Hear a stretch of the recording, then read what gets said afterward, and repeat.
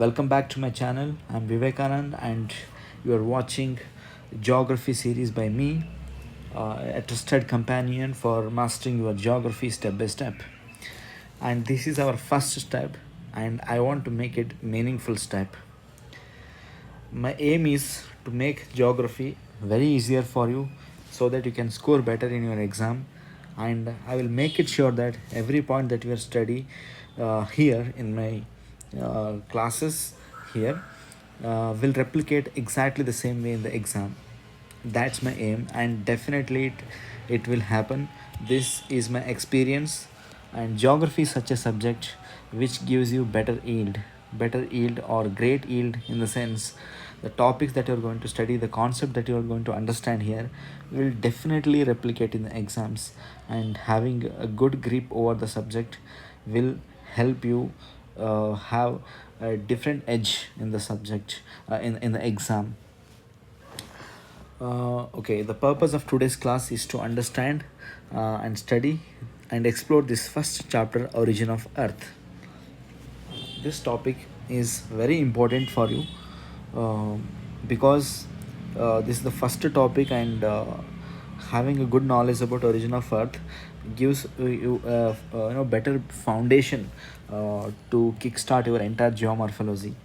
This is the first topic in the geomorphology. In your NCRT also, this is the first chapter that they have given. Let us begin. It will be it will be a great session that we are going to understand many different unique things that, if you are new to this subject, you must never have come across such concepts. So keep the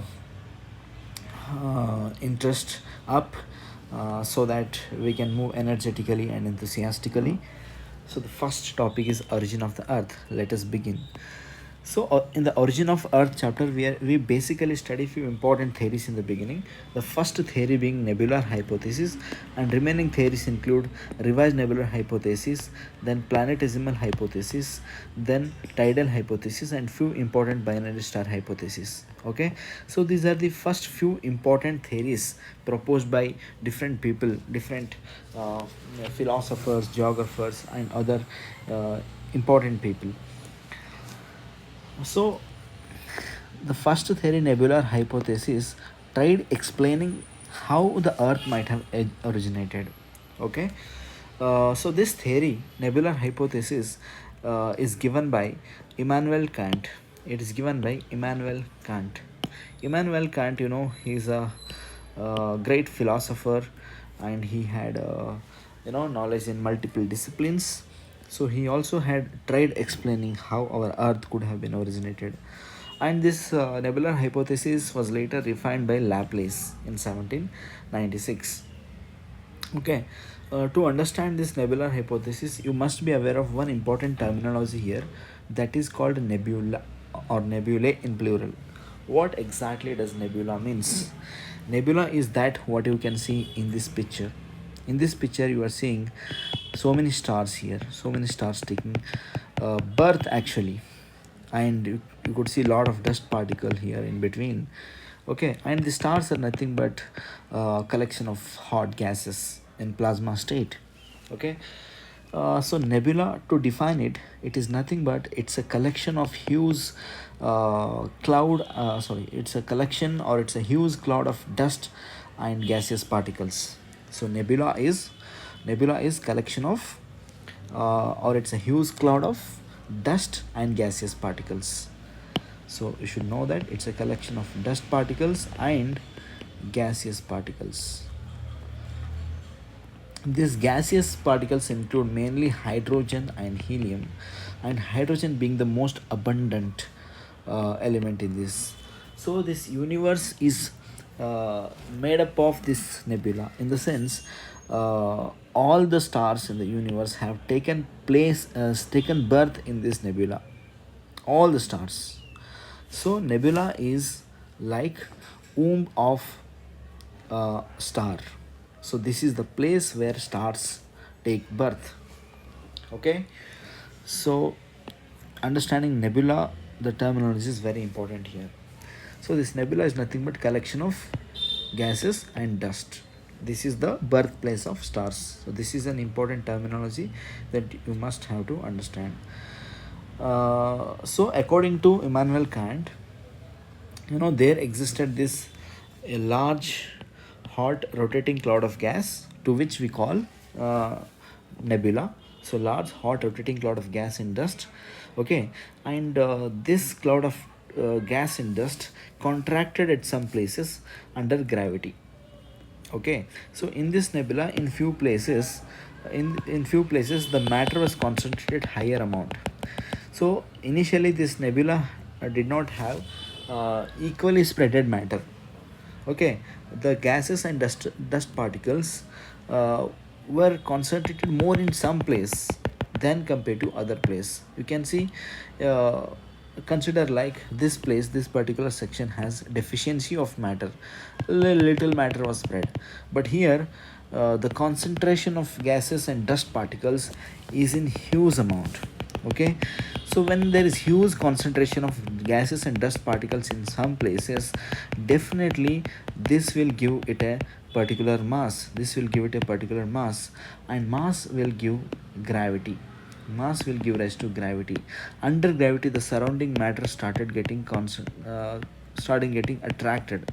Under gravity, the surrounding matter starts getting attracted, creating clumps here and there. These clumps are the results of contraction of this matter called uh, dust and gaseous matter under the force of gravity.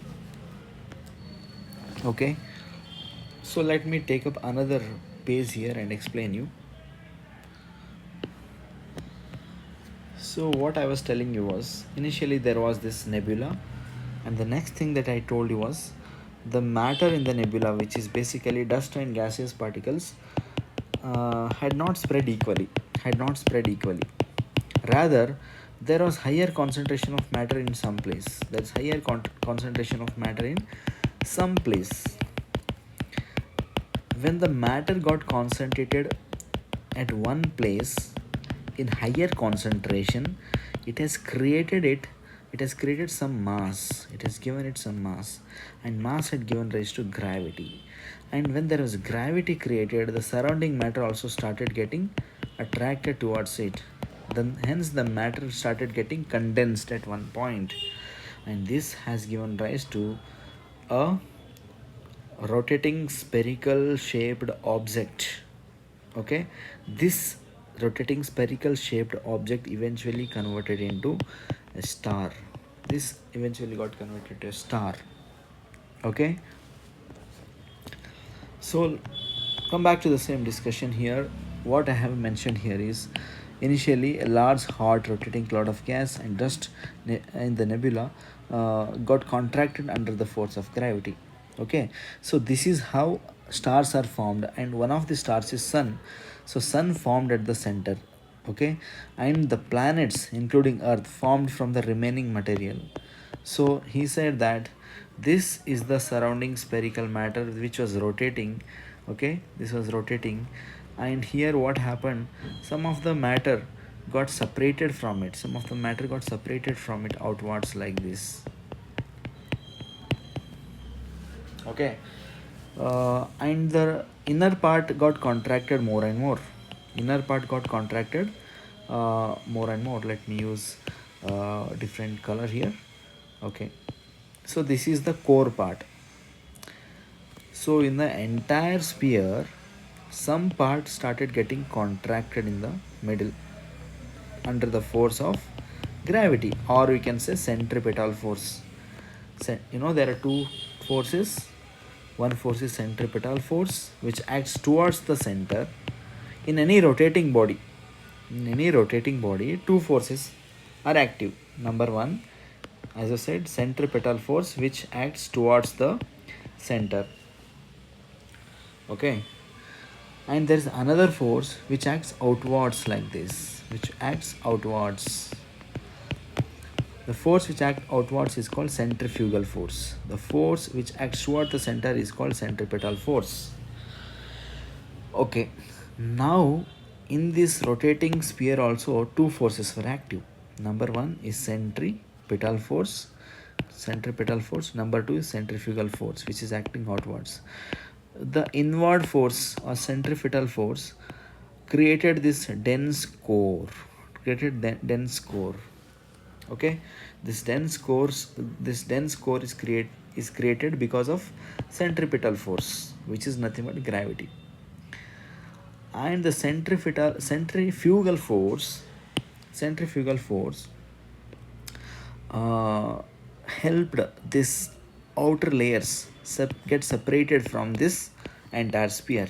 Now you can see two things are created now. What remained in the middle is this core part, core part, and what got separated was this disk. The outer layers converted into this disk, and this disk is referred to as planetary disk. Planetary disk, because the matter within the disk got condensed together to form planets. Okay, many planets are created here, and one of the planet is Earth. This is what nebular hypothesis broadly tells. Okay, if I have to revise it, consider this is the nebula. In the nebula, in few places, matter started getting concentrated, creating this rotating spherical body. Okay, this rotating spherical body, in this rotating spherical body, two kinds of forces started getting active. Number one is centripetal force, number two is centrifugal force. Centripetal force created a dense core, and the centrifugal force created this planetary disk outer planetary disk. And in this outer planetary disk, planets were formed due to accretion, due to condensation of the matter here, due to condensation or accretion of matter here. Okay, hopefully this nebular hypothesis is clear. For your exams, you just have to remember few things, like what was a nebula. Nebula is hot, uh, dense cloud of gases and dust. This is nebula, and this is the birthplace of star, because here in few places matter got condensed, concentrated at some places, creating a spherical body. In that spherical body, two types of forces were active: centripetal and centrifugal. Centripetal force created a dense core, and the centrifugal force created a planetary disk. And that dense core part is our sun or any star. Okay, for our solar system, that is our sun. Okay, that's our sun at the center, and in the planetary disk, all the planets were formed, including Earth. This is how our Earth was originated, as explained by nebular hypothesis given by Immanuel Kant. Okay, but he could not explain. One limitation is that he could not explain angular momentum distribution between sun and planets. Like, he could not explain the arrangement of planets. Like, there is Jupiter, big planet, Saturn, and Uranus and Neptune, and there is this Mars, Earth, then we have our Venus, and then Mercury, and this is our sun. So this distribution of planets according to size was not explained by Immanuel Kant. This was the limitation. Otherwise, this theory more or less had given a better prediction. This theory better explained how our planets have formed. Okay, except this limitation. Okay, and second theory for us include this revised nebular hypothesis. This is a modern nebular hypothesis. This revised nebular hypothesis is basically an improvement over earlier nebular hypothesis. Then hence we need not pay much attention to this. Okay, yet we can go through this document here. This is improved by scientists using modern physics.